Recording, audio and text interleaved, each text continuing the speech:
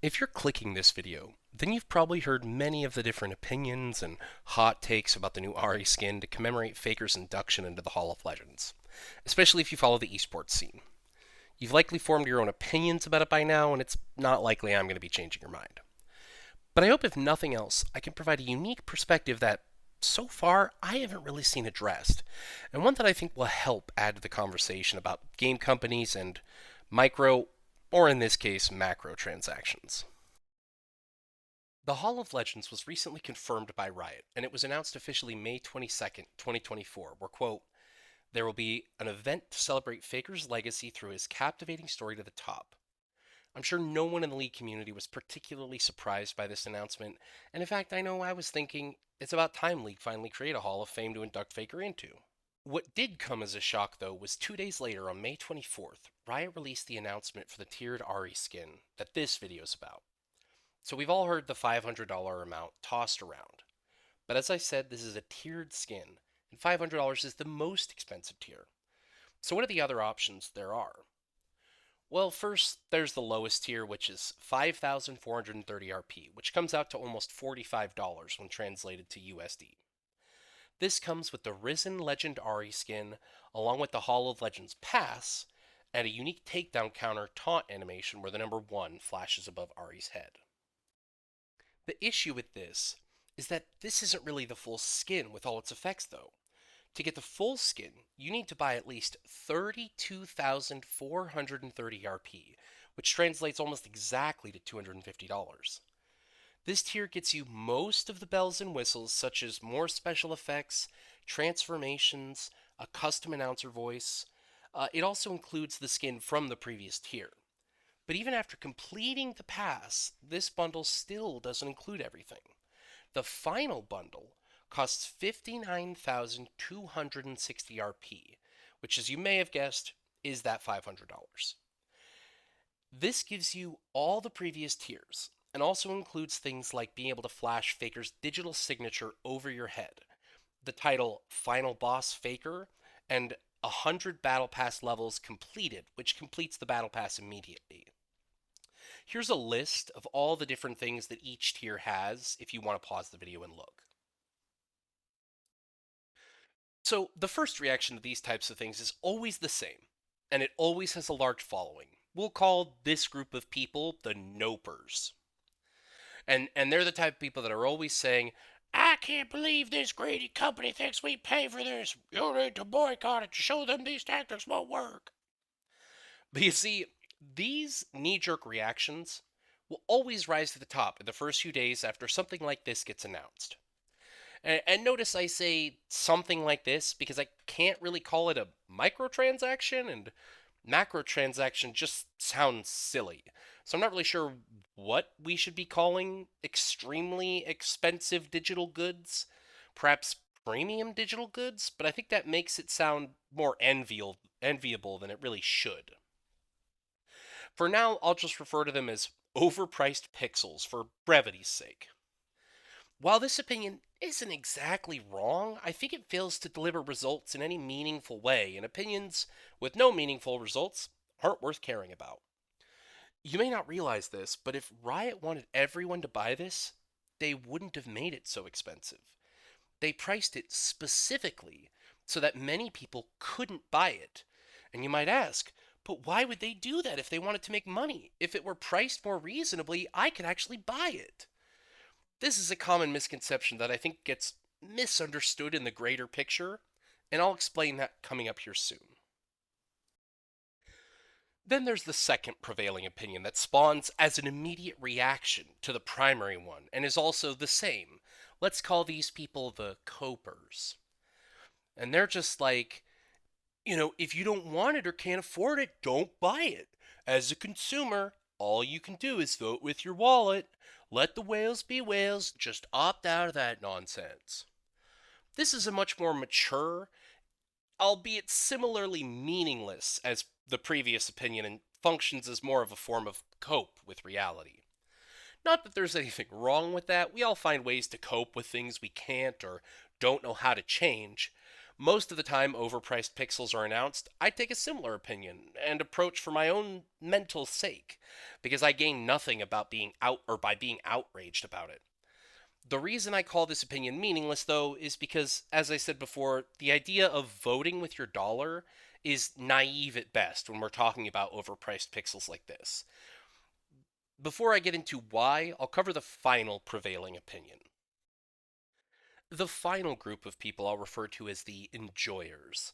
So hopefully you weren't expecting me to be clever enough to stick to the same naming convention as the last two.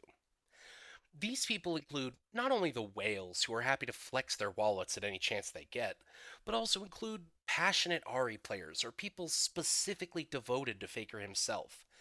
If you plan on buying any of the skin tiers, you're probably in this group.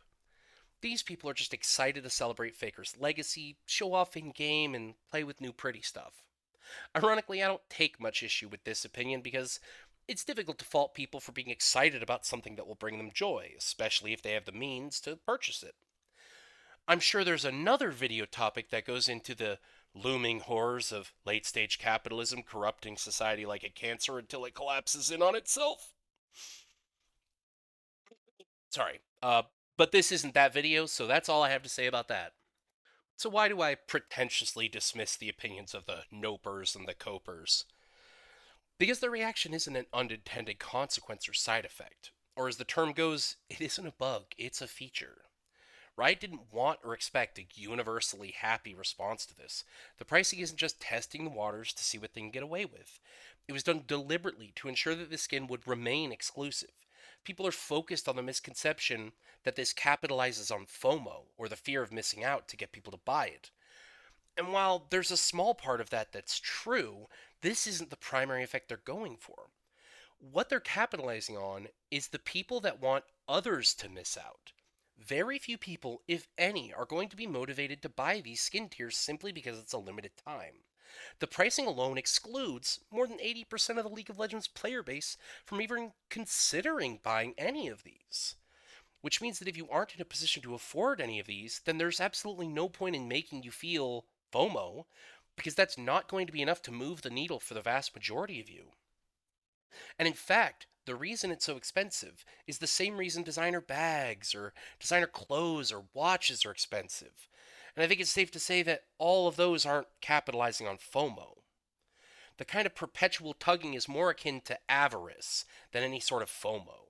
So all the boycotting and coping in the world only serves to enhance that feeling of exclusivity and prestige that the target audience is looking for and enticed by. Which is precisely why the vote with your wallet argument is so toothless. Riot planned exactly whose wallets they were aiming for.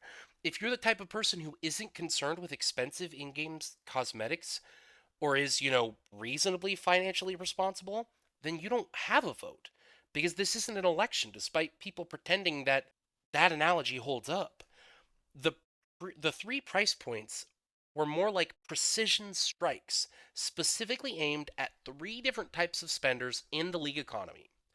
So if you feel totally comfortable not buying it, all that means is that you weren't who they were aiming at, and your wallet's vote counts for nothing.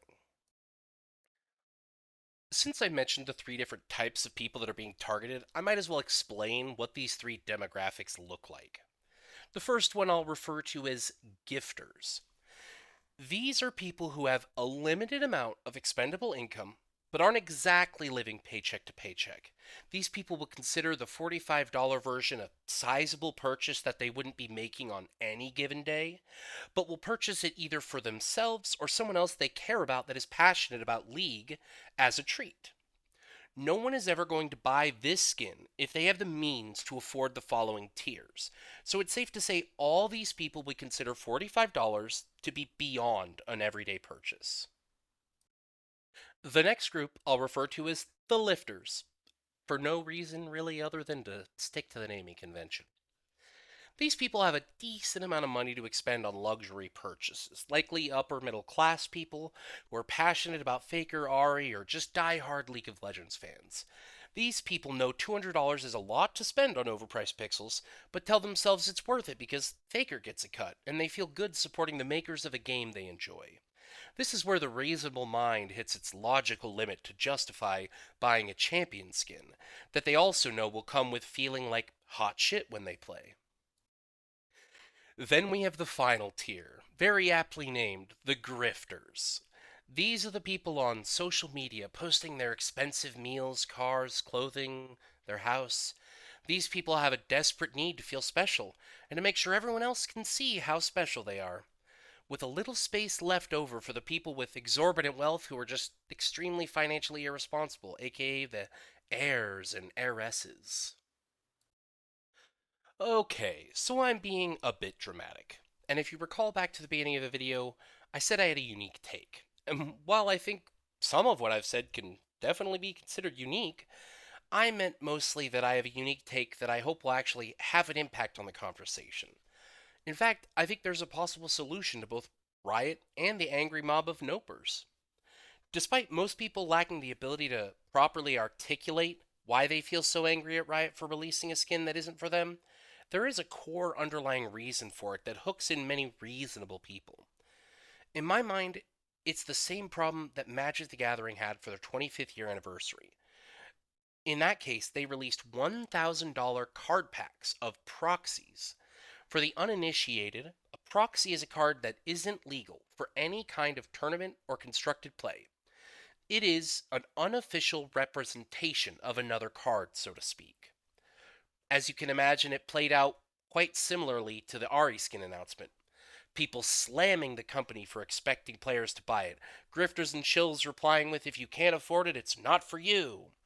But this ignores the real issue.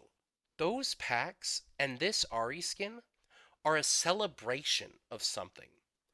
Our identity as League of Legends players tells us that we belong as part of that celebration. I've been playing League since 2011, but I don't belong at that celebration because it's just outside my price range. That's not just FOMO. That feels kind of like betrayal. And I know, again, I'm being a bit dramatic, but I really think at the heart of player dissatisfaction is this feeling of betrayal. Because, like I said, these three tiers were specifically aimed and targeted at three demographics that I highlighted before, which means many players were outright excluded from participating in this celebration entirely. And this wasn't an accident, it was intentional to enhance that exclusivity. And just to clarify, in case anyone wants to argue in the comments, the free battle pass during the event, that's not participation. That's basically nothing.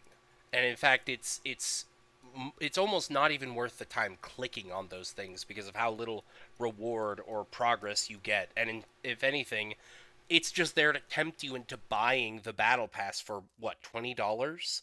Because it's constantly telling you, if you purchase this, you'll unlock all of these rewards.